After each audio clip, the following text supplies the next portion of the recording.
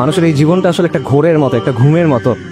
যখন সে মারা যাবে, যখন আখিরাতের জীবন শুরু হচ্ছে, তখন সে জেগে ওঠে। এটা ভাবে চিন্তা করেন, আমরা যখন স্বপ্ন দেখি, স্বপ্নের মধ্যে তো অনেক কিছু হয়। স্বপ্নের মধ্যে যখন মানুষ কোনো বিপদ দেখে সে ভয় পায়, স্বপ্নের মধ্যে যখন ভালো কিছু হয় তখন সে খুশি হয়, এবং স্বপ্নের মধ্যে মনে হয় কত ঘটনা ঘটতেছে অনেক সময় নিয়ে। কিন্তু যখন আপনি ঘুম থেকে উঠেন, তখন দেখবেন স্বপ্নের কথা মনে থাকে না, আচ্ছা আচ্ছা অল্প কিছু মনে থাকে, এবং মনে হয় এটা তো অল্প একটা সময় ছিল।